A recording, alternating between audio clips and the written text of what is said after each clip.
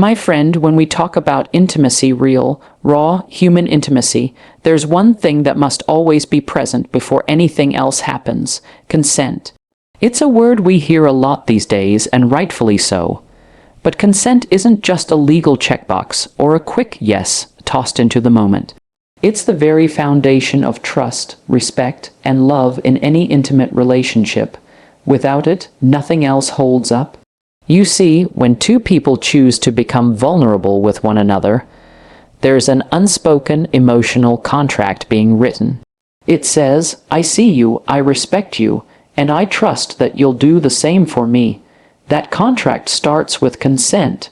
It means both people are fully present, fully aware, and fully comfortable with what's happening. It's not something to be assumed, pressured, or guilted into.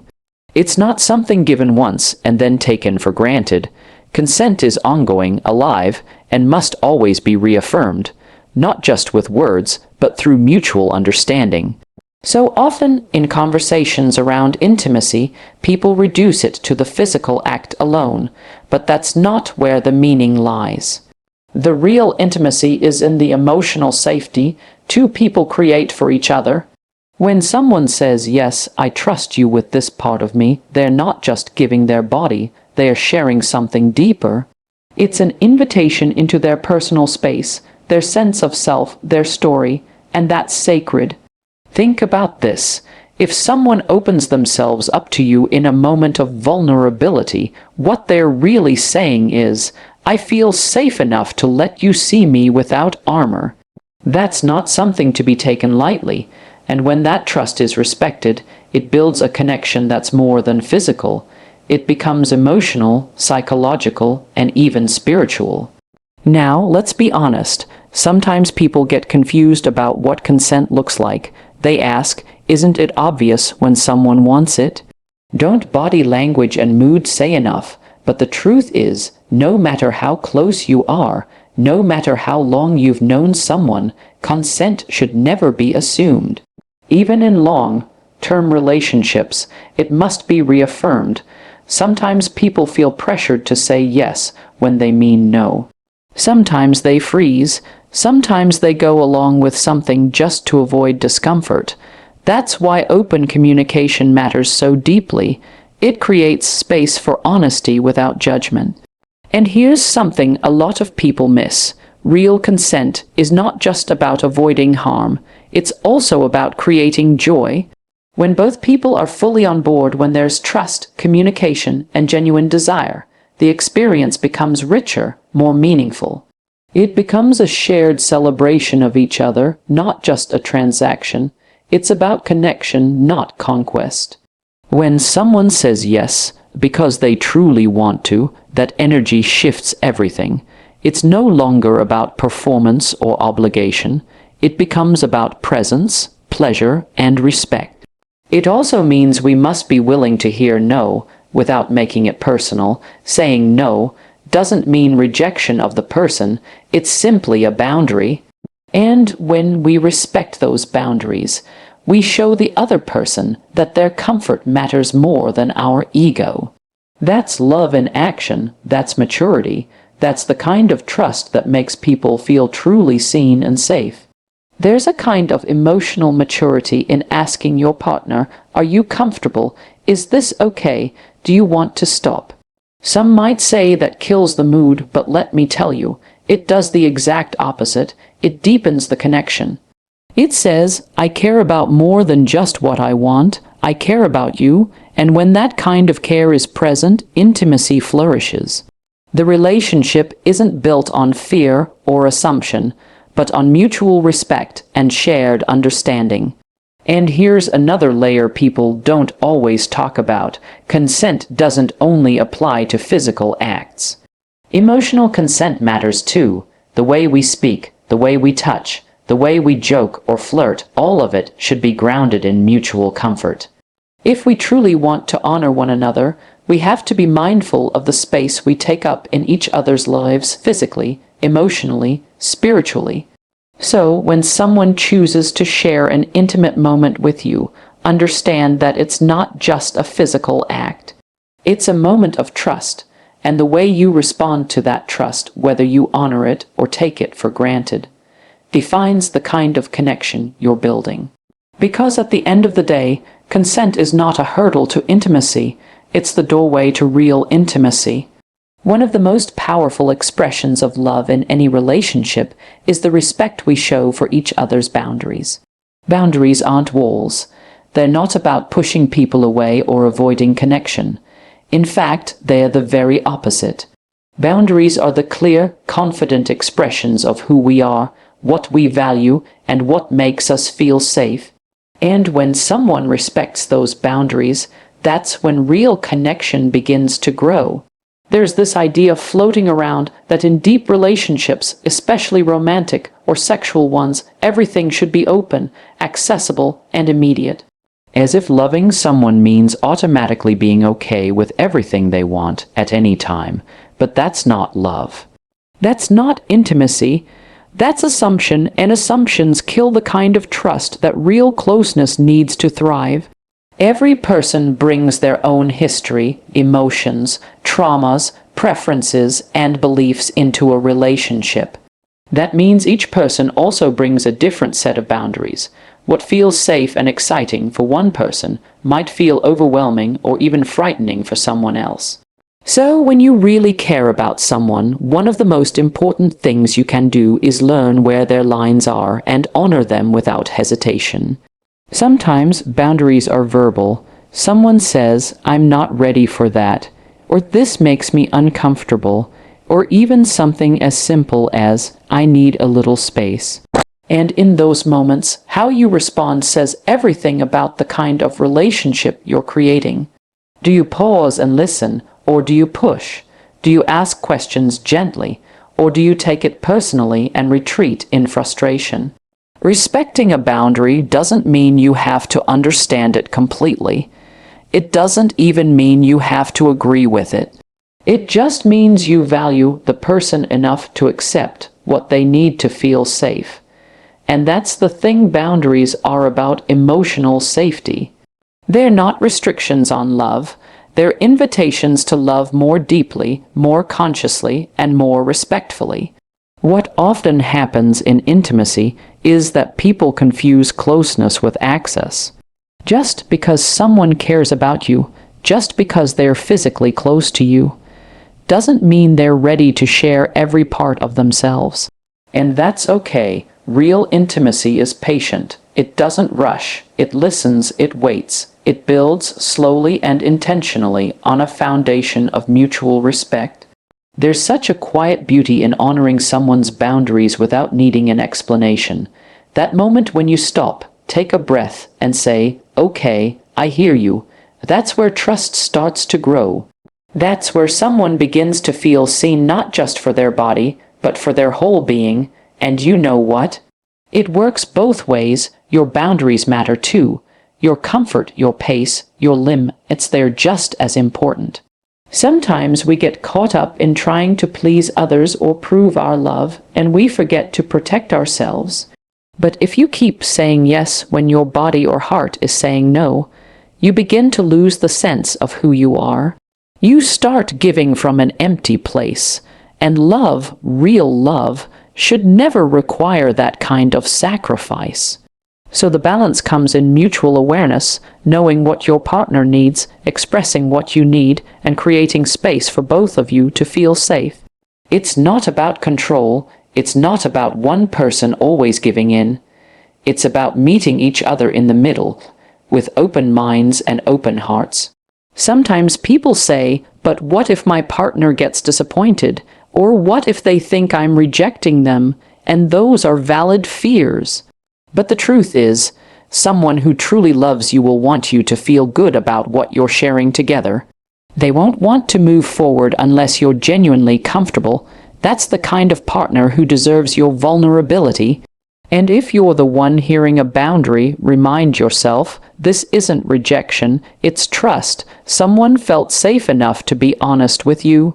That's a gift. Don't make them regret it. Don't question their feelings. Don't try to negotiate their limits.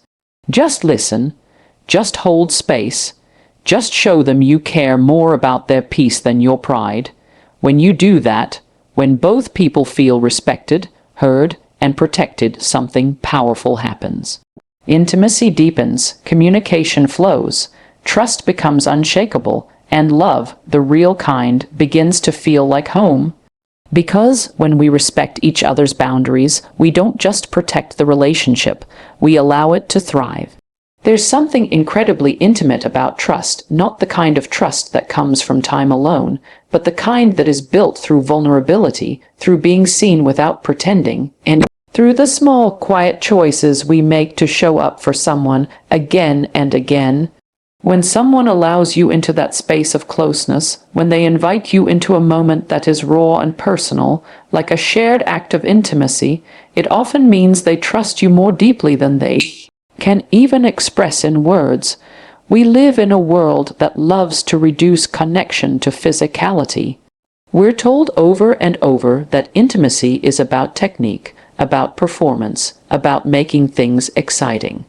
But real intimacy, true emotional connection, goes far beyond anything physical. It lives in the space between two people who feel safe enough to be vulnerable, who feel held in their truth, and who know they won't be judged or dismissed for showing up just as they are. When a woman, or anyone for that matter, chooses to share a deeply personal and vulnerable act with you, it is rarely just about the act itself. It's often a reflection of something deeper, a willingness to trust, to open, to surrender a part of themselves not in weakness, but in confidence that you'll treat that part of them with care. That moment doesn't just say, "I desire you." It says, "I feel safe with you." That is no small thing. It's easy to overlook this emotional layer in a culture that rewards detachment and celebrates instant gratification. But the most meaningful relationships are not built in haste. They are built slowly, intentionally, through a series of moments where one person says, "Here I am," and the other responds, "You are safe with me." That kind of trust doesn't happen overnight. It comes from paying attention, from listening closely, and from proving again and again that you are someone who can be relied upon, not just when things are light and easy, but especially when they are vulnerable and real. And sometimes that trust comes in the form of silence, in a look, in the way someone reaches for your hand without asking, or lets out a breath they didn't know they were holding. These are not small moments, they are sacred ones, and if we rush past them, if we reduce them to surface-level meanings, we miss out on the depth that makes intimacy so powerful in the first place. There's also a responsibility that comes with being trusted, because when someone places that trust in your hands, they're not just giving you access to their body or their time, they're giving you access to their heart. And how you respond in that moment sets the tone for everything that follows. If you meet them with respect, presence, and care, you reinforce the safety they need to keep showing up with that same openness. But if you take it for granted, if you laugh it off, dismiss it, or use it to feed your own ego, that safety starts to erode. And once it's gone, it's very, very hard to rebuild. This is why trust and intimacy are so deeply intertwined. You can't have one without the other, not in a way that's meaningful. You can share space with someone, even a bed, and still feel miles apart if trust isn't there. But when trust is present, when you know someone sees you and honors what they see, even the smallest gestures can feel profound. And that trust must go both ways. It's not just about being the one who's trusted. It's also about allowing yourself to trust. That can be scary, especially if you've been hurt before, but the truth is, intimacy without risk isn't intimacy at all. It's only when we let ourselves be seen, when we drop the performances and allow someone into our real emotional landscape, that we experience connection in its fullest form. We need to normalize talking about this, the emotional side of intimacy. Too often, people are left feeling confused or unfulfilled because we've been taught to focus on what things look like from the outside instead of what they feel like from the inside. But if we're brave enough to slow down, to look beyond the act and into the heart behind it, we discover that the most powerful kind of intimacy is rooted in mutual trust.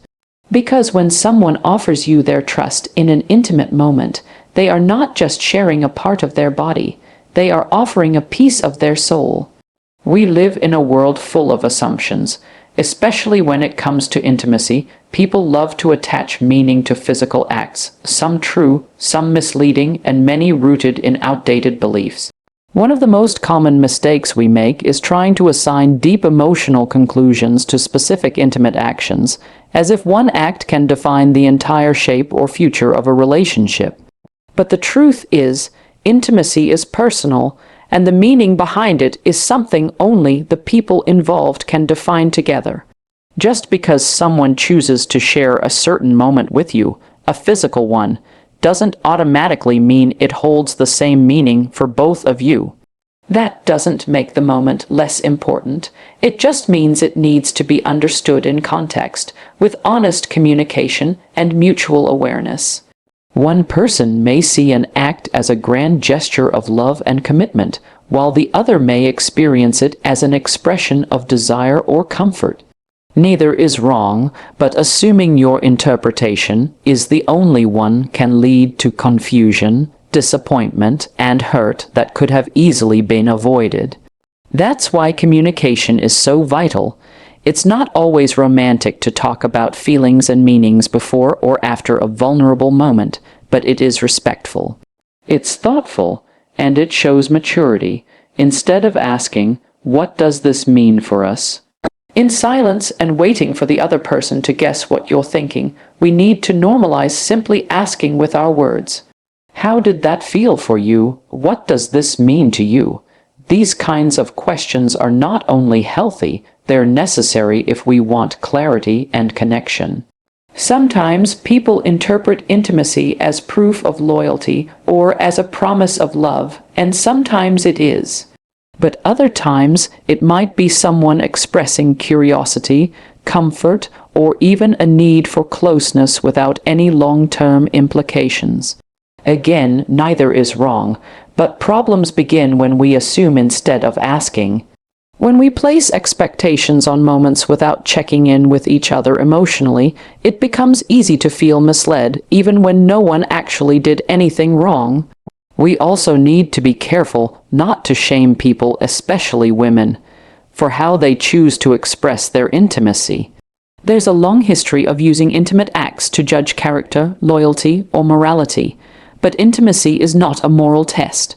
It is a deeply personal decision, and it should never be used as proof of someone's worth, seriousness, or value in a relationship.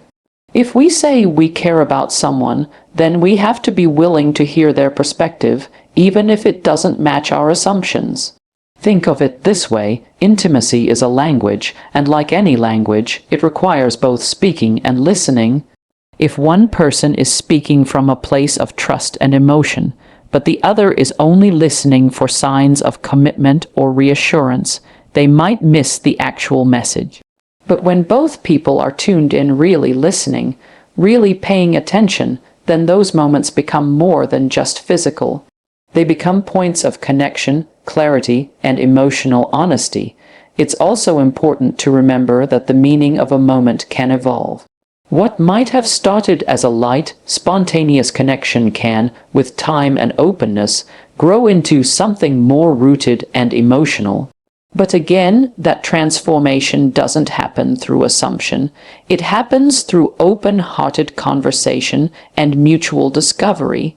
People grow together by learning about each other's needs, desires, fears, and hopes, not by guessing or clinging to interpretations that were never spoken aloud. There's also something freeing in releasing the need to define everything too quickly. Not every moment has to be heavy with meaning. Sometimes, intimacy is simply a reflection of comfort and presence, two people choosing to be close, in that moment, without attaching pressure or promises. And those moments can be just as beautiful, just as real, when they're approached with honesty and care. But for that kind of freedom to exist, there must be respect. If one person is seeking emotional connection while the other sees the moment as casual, then without communication, someone is likely to be hurt. It's not about avoiding certain acts or staying guarded forever. It's about making space for clarity so that each person feels empowered and respected in their decisions. This is where emotional responsibility comes in.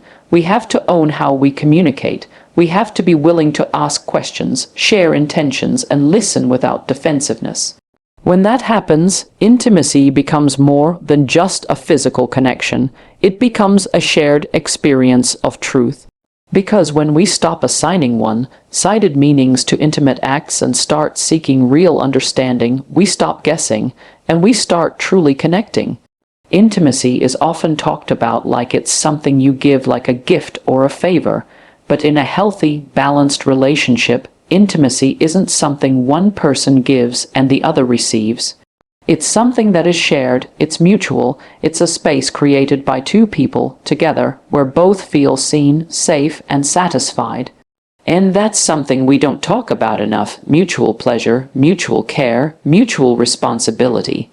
Too often, especially in conversations around sex and intimacy, the focus leans heavily in one direction. It becomes about meeting someone else's needs, fulfilling their desires, checking their boxes. And in the process, we forget to ask a very important question: am I fully present here too? Am I honoring my own needs, my own feelings, my own boundaries, just as much as I'm honoring theirs? Because real intimacy, genuine, connected, fulfilling intimacy, cannot be one-sided.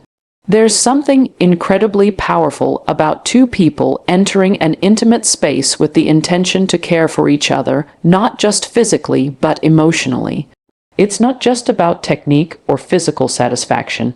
It's about emotional attunement, about noticing how the other person is feeling, about reading their body language, checking in with their comfort, making sure that pleasure isn't just happening on the surface, but that it's rooted in connection and understanding. And this isn't just about physical satisfaction. It's about emotional safety too.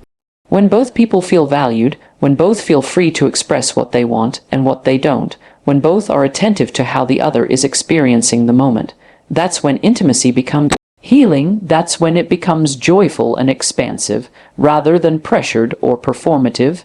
There's a certain kind of joy that comes from knowing your partner is as invested in your comfort and pleasure as you are in theirs.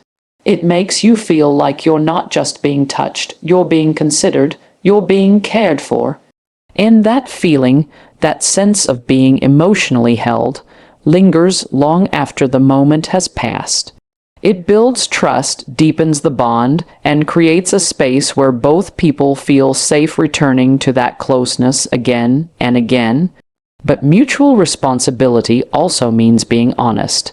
It means being able to say, "This doesn't feel right for me," or "I'm not enjoying this," or "Can we try something different?" without fear of judgment or rejection. And it also means listening when your partner says those things, holding space for them, being curious instead of defensive, and understanding that honesty is not criticism, it's a sign of trust. Some people were never taught that they have the right to speak up in those moments, especially women who are often conditioned to prioritize their partner's experience over their own, to stay quiet, to not interrupt, to be pleasing instead of honest. But silence is not consent. And pleasing someone at the cost of your own comfort is not love. It's erasure. If we want to build relationships that are rooted in equality and respect, we have to unlearn those ideas. We have to normalize mutual care. We have to celebrate the kind of intimacy where both people are asking, "Are you okay? Do you like this? Do you want to stop?" Not because something is wrong, but because we care enough to want it to be right for both of us. This kind of care creates a completely different energy. Instead of one person performing while the other receives, both people are engaged. Both are giving, both are receiving. There's rhythm, reciprocity, and presence. And in that space, even the smallest gestures, like a touch, a word, a look, can carry incredible emotional weight because they're rooted in intention. It also means letting go of ego, because sometimes mutual pleasure requires vulnerability. It means asking questions you might be afraid to ask. It means admitting when you're unsure or nervous, but that kind of honesty isn't weakness. It's actually one of the most attractive, magnetic things you can offer someone, your real, unguarded self. When we approach intimacy from a place of shared responsibility, something beautiful happens. Resentment disappears. Pressure fades. Both people feel free to explore, to express, to grow together in ways that are authentic and nourishing. And when that happens, intimacy becomes more than just something you do. It becomes something you create together.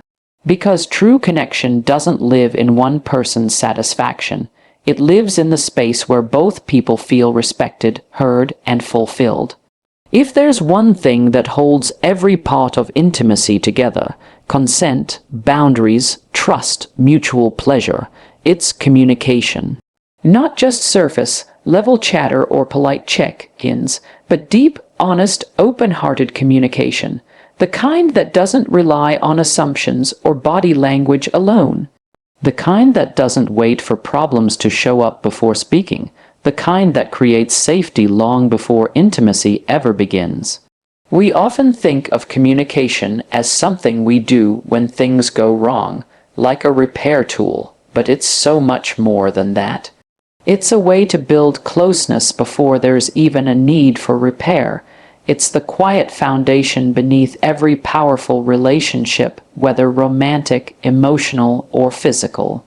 When two people can talk openly about what they feel, what they want, what they fear, and what they need, that's where intimacy becomes something deeper than just connection.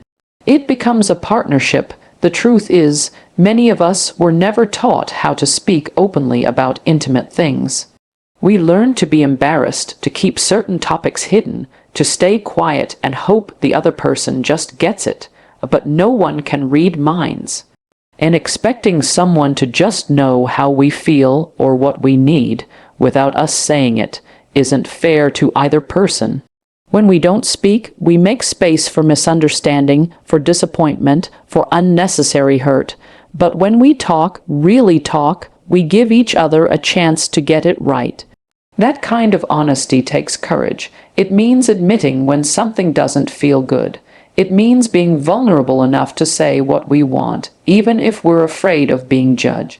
It means being willing to hear things that might surprise us, or even challenge us, and staying open instead of defensive. But every time we choose that level of honesty, we open a new door to trust. And with that trust comes freedom. Sometimes communication is as simple as checking in, saying, "Is this okay?" or "Do you want to keep going?" Sometimes it's about expressing desire or nervousness or insecurity. "I really like this, but I'm not sure how to say it. I'm feeling a little disconnected. Can we slow down?" These aren't heavy conversations. They're bridges. They create space for understanding.